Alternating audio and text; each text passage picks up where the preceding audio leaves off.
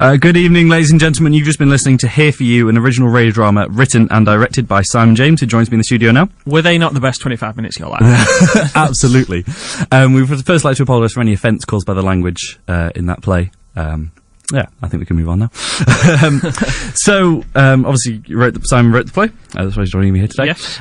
So, where the beginning of the play, where did the first ideas for it come from? Where did the first ideas come from? It started off as a short story with just two characters, obviously Katie and Josh. And eventually, there was a radio play competition that I thought I was going to enter. And two people basically encouraged me to write it. So it was Peter Wally, who was my career mentor in Lancaster, who's a Coronation Street writer, and one of the lecturers here, Richard Monks, who I actually had a one-on-one lecture with him because no one else turned up, and that was about radio writing. So we went for a coffee, and he was telling me about how radio plays are like, they're actively looking for people to write radio plays, basically. So I thought it was a really good idea to try one and see how I enjoyed it, because I'd listened to them and stuff. So I thought, yeah, give it a go, and converted that into a radio play, basically. Yeah. Were there any particular radio plays that you'd listened to that you kind of felt, that kind of inspired you? You thought, oh, I really want to do a radio play? Any specific ones? Well, I listened to the BBC Radio 4 podcast, and some of the ones that I like are actually nothing like this. So I listened to one the other day, which was about fairies, and they were like using this fairy juice to make magical tattoos. It was crazy. So, this one's not going to change the world. It's a basic student drama, so I thought, start quite small. But I've enjoyed it, and hopefully I might write something a bit wackier for the next one. Oh, fantastic. So the story itself, where did the inspiration for that come from? Where did the inspiration come from? It's hard to say. I don't think it came from one place. Obviously, I think the relationship to an extent, between Katie and Josh, maybe came from me and my girlfriend, especially the whole not being able to sleep thing and all that. Okay. But on the whole, I wouldn't say any of the characters are particularly influenced by real people. I think it's just a combination of things, really. Yeah, fantastic. So we've been talking, obviously, earlier in the week, kind of about what happens after. Yes, the play. The end of the play very much feels like not the end, in a way. Yeah. Obviously, I think it's quite clear that Katie likes Josh. Josh doesn't really seem to know. And you said to me that you thought they will end up together, right? Yeah. I think that might be true, but if they do, then they'll split up again, because I don't actually think Josh is very, very nice to her. Well, he's not over the death of his girlfriend yet, I don't think. But yeah, I think if anything's going to happen, I think Danny would say, right, this isn't working, you're just taking the mickey out of her here, come on, let her get on with her life, you're just messing her about, which I imagine would be the kind of thing that would happen. Yeah. How do you imagine the relationship between Josh and Katie is before the start of the play? But yeah, this was the thing, like, I really wanted to put another scene in at first with Josh and Katie, just to show what they used to be like and how they were just friends. And I kind of got that in the bar, but I was going to do another scene, and then it got to it, and I thought, I want to start off pretty soon with the crash, otherwise nothing really happens. So it was quite hard to do that. So, and I quite like how short it is in a way. It's pretty succinct, and it doesn't ramble, if you know what I mean. It just gets itself over and done with. So, but what is their relationship like? They were just really good mates, just like, best friends nearly. Yeah, absolutely. Okay, cool. So you came with this idea, what was about 12 months ago? Is it roughly? Yeah, it's been about a year, the whole thing. So how did the writing process work? Did you have the whole story came out in your head straight away, and then you wrote that out, or did it kind of develop? It kind of developed. The spooning things is where it came from, I'd say. Okay. So then I kind of worked backwards to get to that, and then thought about what happens after that. So it's all about you get your spooning, but then you think, right, well, how do I develop these characters so it's believable that they got in this situation, and then where did they go from here, kind of thing. But yeah, it's took a whole year, which is quite impressive considering it's 25 minutes. Yeah. Just in case any of you are wondering, I've been editing it for the last... Jamie has been slogging his guts away, doing the actual hard bit of this. He's just been sat there while we've been listening to it, mouthing every word. He's listened to it that many times. Yeah, I will be performing it on the spine, just randomly during the next few weeks. All three characters. Yeah.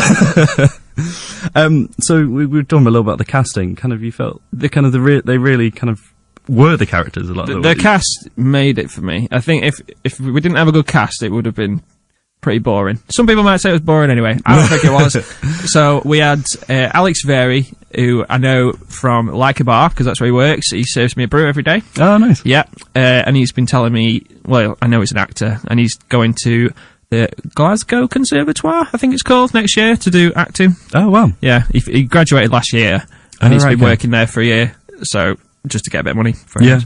Yeah. So he was great. Alicia Holdsworth, well, the other two, Alicia and Chris, they're both in my class for creative writing, so that's where I knew them from. Okay. So they're both writers, but Alicia's also an actress. So that's how I knew them. And I know what she's like. I thought she'd suit it really well. I think she does. I think she's brilliant in it, actually. Yeah. And Chris doesn't do any acting, but I think everyone will agree that he did a good job. He read the script. I can't remember why he read it. We just swapped stuff a lot of the time. And he said, yeah, I think I'd play a good Danny. So I was like, well, instead of auditioning people, wasting a night, do you want to play Danny? So yeah, I'm chuffed with him. Oh, fantastic. Obviously, you've written a book, and I want to talk about that in a moment. Okay. That's okay. When did you first get into writing? When was was there a kind of a moment when you were younger you thought, oh, this is really what I want to do? Or? I think it was when I learnt to write, to be honest. I've loved doing it as soon as I learned how to do it. Yeah. I think, I don't know what the age is when you're meant to be like fluent at writing, but I was doing it before I went to primary school, which is pretty young. Yeah, absolutely. I don't know, it's just my favourite thing to do. Yeah. And it's what I want to do. That's what I want to do as a job, so. Okay, cool. Who were you kind of, author-wise, who was you kind of, you really into? I love, so many writers. My favourite writer ever is not an author. He's dead now, unfortunately. He's John Sullivan, who wrote Only Fools and Horses. I just think he's a genius. Like, those programs were hilarious, but the characters were just amazingly fleshed out. And actually, there was some really poignant moments, but there was some just visually stunning bits that you would just, how have you thought of that? Yeah. So he's my main inspiration. There's loads of writers I love. Alan Ayckbourn, playwright. I think my favourite author growing up was Anthony Horowitz. Oh, of course. Yeah. I think he's brilliant. Obviously, the Alex Rider books were great. Yeah. And he's also done a couple of Sherlock Holmes pastiches as well. Yeah, quite recently, hasn't he? Yeah, one's come out this year. Yeah. The new one. I think he's great as well. So he's an inspiration. I like loads of writers, though, to be honest. Yeah. I returned to the Only Fools and Horses thing. I read something, comedian wrote, I've forgotten who the comedian was, and he criticised, that moment, that one of the main guys, he falls backwards through the bar. Falling through the bar, falling through the bar. I've seen him taking the mickey out of it, actually. I know what you're talking about. But I remember someone made the point, that moment is the whole of the series builds up to that. You have to get his whole mindset, his whole kind of reputation and stuff. Exactly. And that's why that moment's funny. It's not just a man falling down. Correct. If it was another guy in the bar, we wouldn't have laughed for 2 seconds. No. It's how he gets up, and it's how, he tries to cover it up, and he's only there because he's got his file of facts out, he's trying to impress everyone. Yeah. Where really he just doesn't fit in, and that's just saying this is how much he doesn't fit in, Cool. What would be, I'm going to move on to the book, but what would be your advice, to anyone else who'd like to write a radio play or something along those lines? What would be my advice? Just do it. It's not that hard. I shouldn't say that. Well, I didn't find it hard. The hardest thing about writing for me is coming up with description that isn't laborious, and it captures exactly what you're trying to say without going on about it too much. It's to the point. So there's none of that because it's all just dialogue. So I find it quite easy. In terms of just writing in general, my main advice is, I think I've got a lot of things, but my main thing is, don't write for an audience, just write for yourself, because if you write something that you will enjoy, someone else is going to enjoy it, and a lot of people are probably going to enjoy it. If you're enjoying writing it, they'll enjoy listening to it, reading it, whatever. Do you know what I'm trying to say? Yeah, absolutely. I do have a question then. Are you the kind of person that kind of waits for inspiration, or do you go, I'm going to write 2 hours tonight? Do you kind of... bit of both, really, because it's my degree course, do English and creative writing, so to an extent I have to do it, but at the same time I don't have to do it because I love doing it. Do you know what I mean? Yeah. I have a huge document on my computer full of ideas. Most of them I probably will never get around to writing. There's hundreds of them. Yeah. But if I'm dead enthused about something, I'd usually just want to write it straight away. And that's probably another tip I would give, actually, is if you can, so you obviously can't always, but write something when you're dead excited about it, because that's when it'll be the best thing. Like, one of the stories in the book is about Adolf Hitler turning into a monkey. Okay. And when I thought of that, it wasn't in one day, but when I was really getting into it and I'd done the bit where he turned into a monkey, I stayed up all night till I finished it because I was just enjoying it so much. Yeah. Whereas if it had took me 3 weeks, I kept going back to it, you just kind of lose the magic. Do you know what I mean? You just lose the flow, you're not as excited about it, and it just won't turn out as good. Yeah. That story you mentioned was in the book, chapter 1. Chapter 1, yes. Yes. So where the ideas from that come from? Where's that book originated from? The book it was just a collection of 10 short stories, and the stories, some of them go back to high school, some of them were in my first year of uni. It got published at the end of my first term. So the Hitler Monkey one I did here up to that 5 a.m. morning. But no, they're a combination of things. They didn't all come from the same place, really. Yeah. Okay. Cool. Again, what kind of anyone else that kind of wants to get into writing, wants to get the stuff published? What was your kind of process for that? Was it because I think there was an award you won at some point? I've been shortlisted for a couple of things. Yeah. I've not won an award for fiction. I've won an award for non-fiction, actually. Oh, okay. What would I recommend for publishing? Is it just about sending out to everyone, or is it building those contacts and things? What would? Well, yeah, I've sent stuff out to a lot of agents. Lucy bought me 50. Actually, it was 60. They bought me 60 copies because it was self-published to send to agents, which was really good of him. So, just keep sending it to people. What else would I say to recommend? Just don't be too down on yourself when you get a rejection letter. Yeah. I just take one look at them and shove them to one side now. Because it's all right them saying, oh, they don't like it, but Harry Potter was rejected 10 times. Do you know what I mean? So what do they know? To an extent, obviously they do know what they're talking about. But everyone likes different things. So I wouldn't worry about it too much. Yeah. Aside from the Adolf Hitler turning into a monkey, what would you say is your favourite story from that book? My favourite story in that book is one called The Return, and it's not many people's favourite, actually, but I love it. I'm not going to spoil the ending, actually, but it's about a guy who goes to his old house from when where he used to live when he was a kid, and he's there to capture some kind of magic to make his son feel better, because his son's got acute lymphoblastic leukemia, and he's there hoping that the thing he remembered when he was little is still there. I'm not going to say what it was because you don't find out to the end. Okay.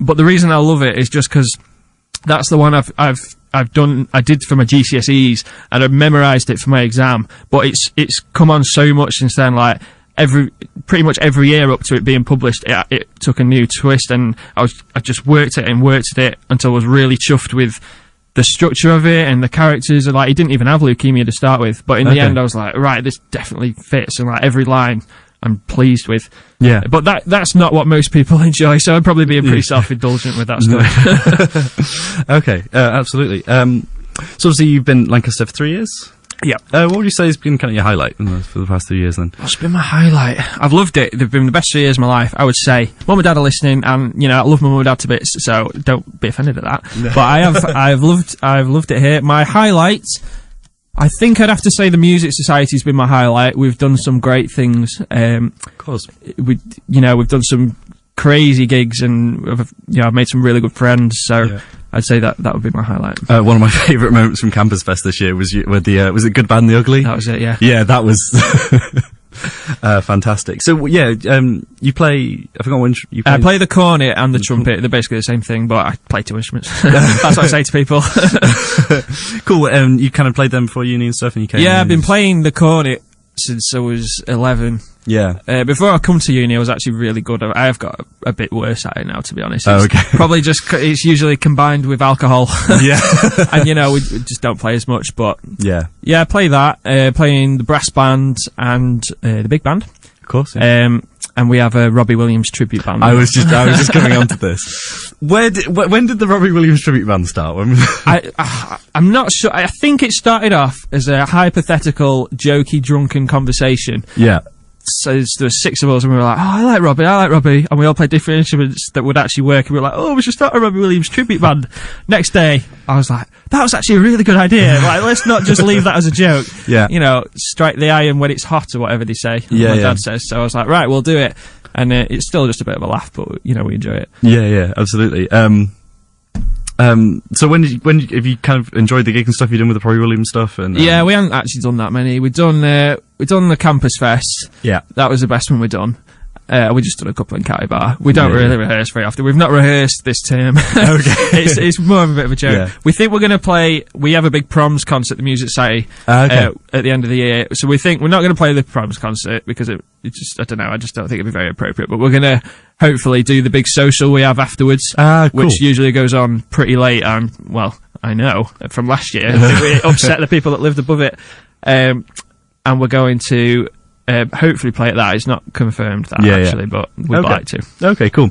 So was Robbie Williams one kind of your first musical kind of loves, or who? When did you kind of love? He was definitely my first musical love. Don't know if I could put my finger on why, but I just grew up listening to it. I remember I did rock DJ at primary school for a talent show, and I stripped down to my boxers. I can't remember what year I was in. I wasn't at the top end of the school, and I wasn't going to go any further, but she wasn't the head teacher, but the year 2 teacher just come up to me and went, right, that's enough. Like, she was worried I was going to keep going, because she'd seen the music video, and she knew that, you know, Robbie took everything off, and then he skinned. So, yeah, he was my first musical hero. Yeah. Still is in a way. Yeah. My favourite band are Oasis, though. Yeah.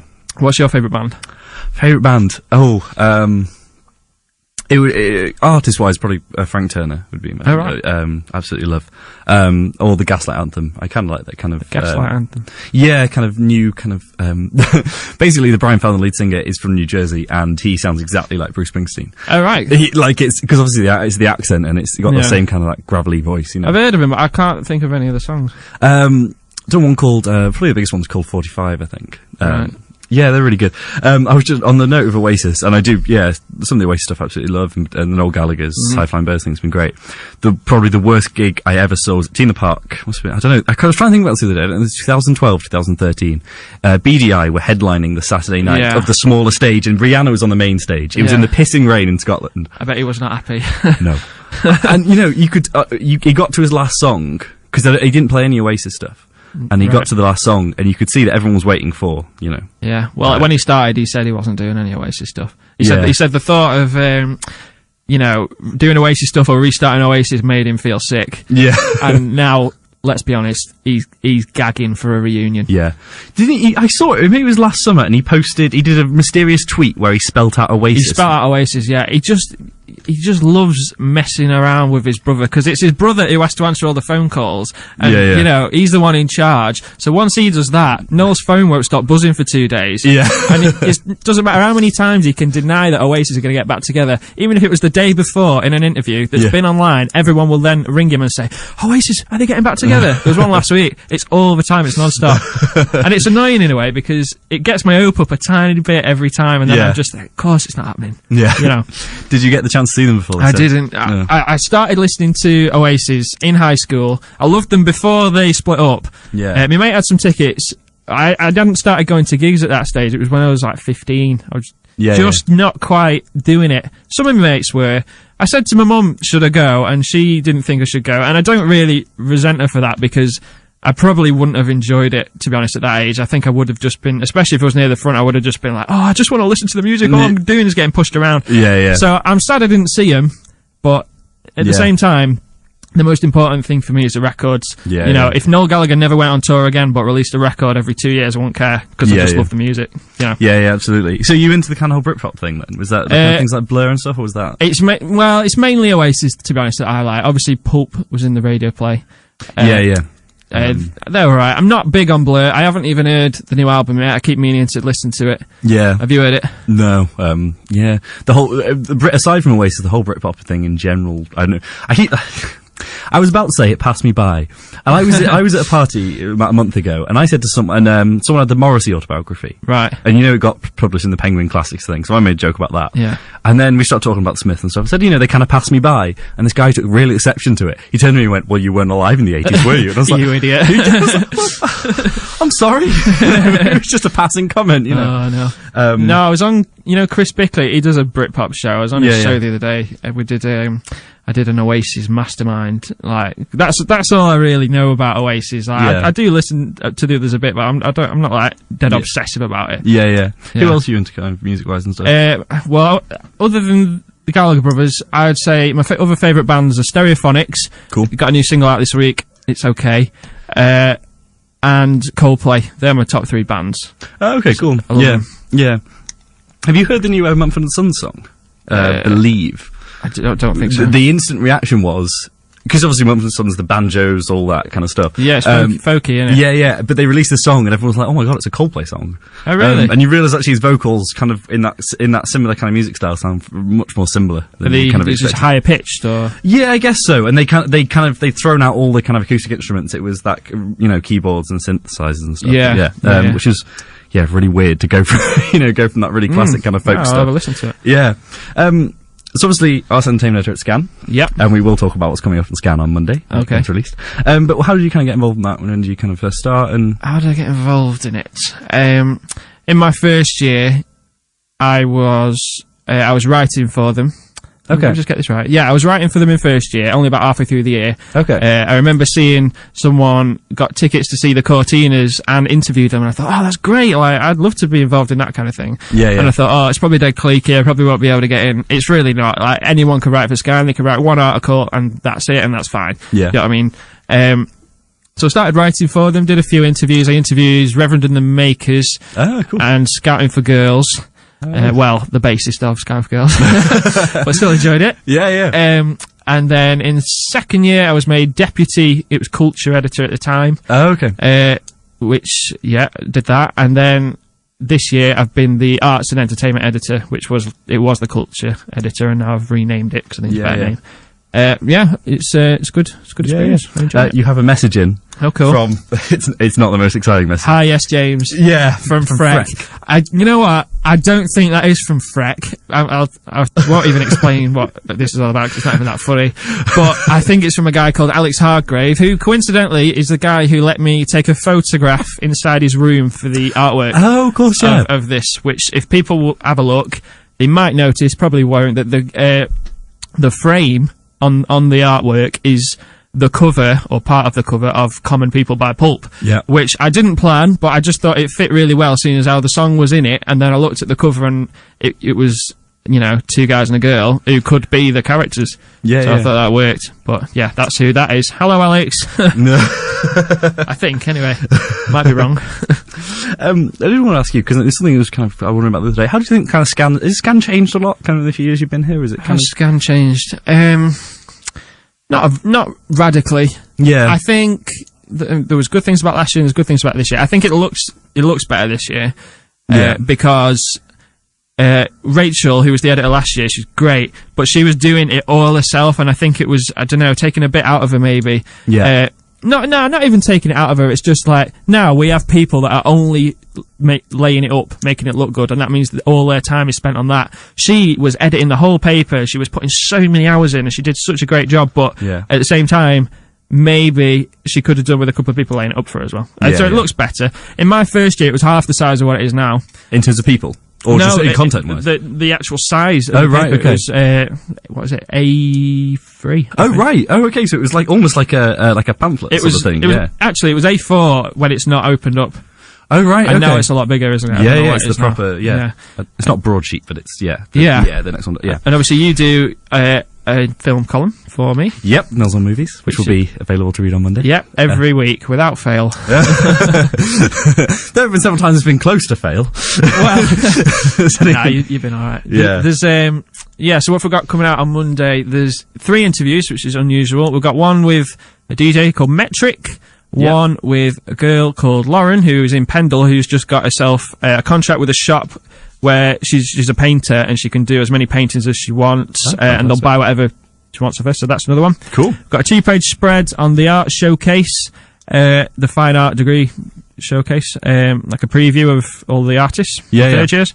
We've got an interview with a guy called Rainer Hirsch, who's a comedy comedian, cool. by Leo Lerner.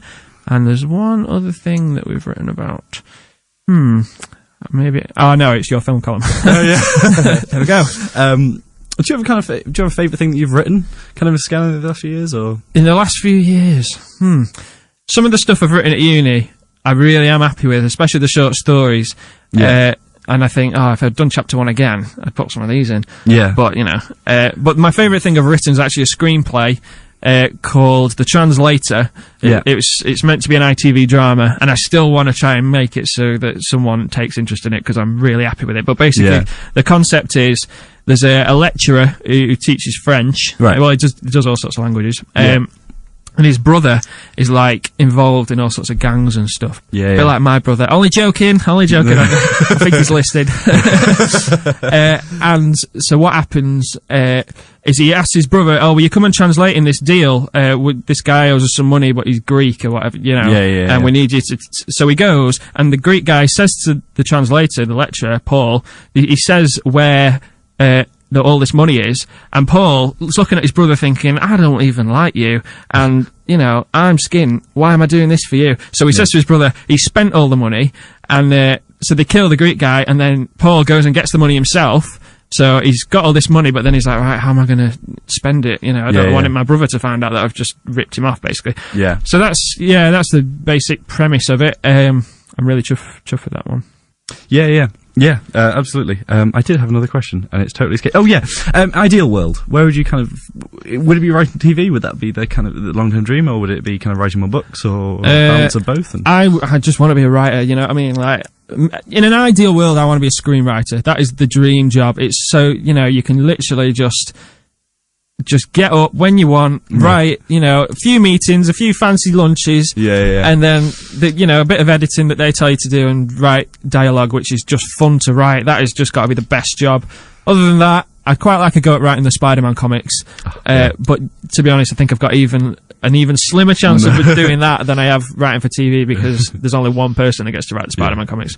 Yeah. Do you know what I mean? We are going to have a discussion soon about the Avengers movie. We only have 3 minutes left, so... We have not got time to talk about the Avengers movie in 3 minutes. It'd be suffice to say that you weren't a huge fan. I was not happy with it at all. No. In a tiny nutshell, I would say none of the characters are likeable. Maybe Hawkeye is, maybe the Vision is. None of the characters are likeable. Yeah. It doesn't flow from the other films at all. It's like they base their whole business plan on things flowing between films. Yeah. But it doesn't. The story doesn't even make sense from the other films. Yeah. And the one of the other main thing. There's hundreds of things, but the one of the main thing is Ultron was a complete waste of a villain for me. Yeah. He was just evil straight away. And it should have shown how he was evolving from this thing that Tony Stark made. And I mean, even Tony Stark, he's not likeable anymore. He's not cocky. He could be anyone in the Iron Man suit now. Yeah. Yeah. It's sad, because I used to love those films, and I was so excited for Civil War, and now I'm just thinking, it's going to be Avengers 2.5 in it. Yeah. I'm quite disappointed actually with Civil War. Well, I'm not sure it'll actually be in Civil War, really, but the Spider-Man. They've cast another, they're going to do another Peter Parker. Yeah. Given that that'll be a third we've had in 10 years. Nearly, yeah. 2001 it must have been. Well, the first Spider-Man film was 2002. 2002. But Tobey Maguire was in 2007 was Spider-Man 3, so yeah, it is, isn't it? Yeah. Well, it depends who they cast, Yeah. As long as they don't redo the whole being bit by a spider again, because then we'll watch the same film 3 times. And I know they kind of skirted around it in Amazing Spider-Man, but they still did the same responsibility kind of speech, and without saying the words. Yeah, and it's just frustrating. Yeah. You know what? I hate that film, because it just feels like they're just trying to redo the first one, but just do it differently for the sake of it. Yeah. And that, with great power comes great responsibility, is the most important thing about Spider-Man. Yeah. And the fact that they omitted that or paraphrased it, it was a kick in the teeth. Yeah. Tell you what, I did love the second one of those. That's Amazing Spider-Man 2. Yeah, it gets too much stick. There's problems with it, but I think visually, particularly, and obviously what happens to Gwen. Yeah, and I think the relationship between the two, Andrew Garfield and Emma Stone, because obviously they're actually together in real life. I think really. They're not anymore. Actually, they've just split up. Oh, have they? Yeah. Oh no. Yeah, I know. You've broken the news on air. Oh, sorry. Exclusive. Andrew Garfield and Emma Stone are no longer an item. But no. I like that film, and you're right, that is the best thing, the chemistry between the two of them. Absolutely, that's all we've got time for, so thank you very much for coming in. No, thank you very much, and thank you for editing the play and putting more hours in than I did. That's absolutely fine. Do you want to introduce the final track? Oh yes, this is a song that I've become obsessed with in the last couple of months. It's called Pinball by Brian Prothero. Thank you very much for listening in. Bye now.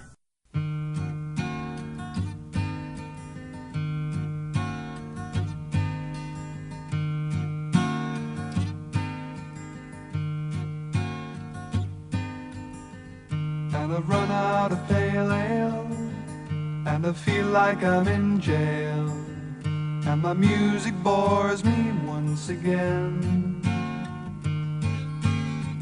And I've been on the pinball, and I no longer know it all. And they say that you never know when you're insane. Got fleas in the bedroom, got flies in the bathroom, and the cat just finished off the bread. So I walk over Soho, and I read about Monroe, and I wonder, was she really what they said?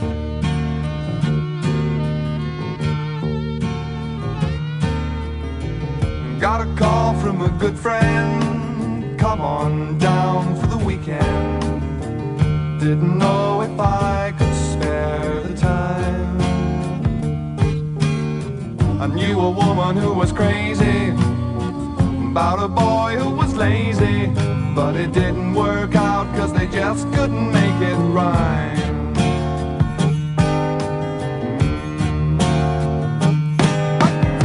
Hey Jude, you were alright, I could have grooved with you all night, but you turned your back on the party game. Yeah. Mama, if I keep my head clean, will I really have a good dream? Or will I wake up in confusion just the same?